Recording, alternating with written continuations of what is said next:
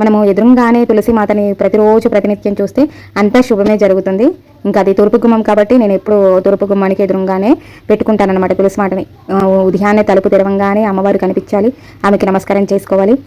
ఇంకా అదే చాలా అద్భుతంగా అనిపిస్తుంది. తర్వాత ఇంకా గాయత్రీదేవి మళ్ళీ అష్టోత్తరాలు చదువుకొని యథాశక్తిగా సాయంకాలము పూజ చేసుకోవడము, సాయంకాలము పూలు పెట్టుకోవడము, సాయంకాలము కుంకుమార్చన చేసుకోవడము, ఉదయం కుంకుమార్చన చేసుకోవడం ఇంతకంటే అదృష్టం ఏంటి అని అనిపిస్తుందండి. ఎందుకోసం అంటే గుళ్ళు గోపురాలకి వెళ్ళినప్పుడు నలుగురితో నారాయణ అన్నట్టుగా ఉంటుంది, కానీ ఇంట్లో ఇలా ప్రశాంతంగా అసలు ఎంత ఇల్లే గుడి దేవాలయంలాగా అనిపిస్తుందండి. 9 రోజులు ఇంట్లో ఎలాగ అనిపిస్తుంది అంటే ఒక దేవాలయం లాగా ఇల్లు కనబడుతుంది.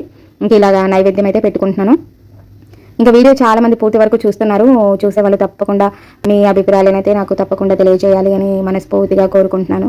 ఇంకా నైవేద్యం పెట్టిన తర్వాత ఇంకా సాయంకాలం ఉపవాసము అయితే చేస్తానండి. నేను సాయంకాలం ఏమి తినను. ఇంకా ఇలాగ నైవేద్యం పెట్టిన తర్వాత మళ్ళీ పిల్లలకి ప్రసాదం పెట్టి ఇంకా అలాగైతే ఈరోజు అద్భుతంగా గాయత్రీ దేవతను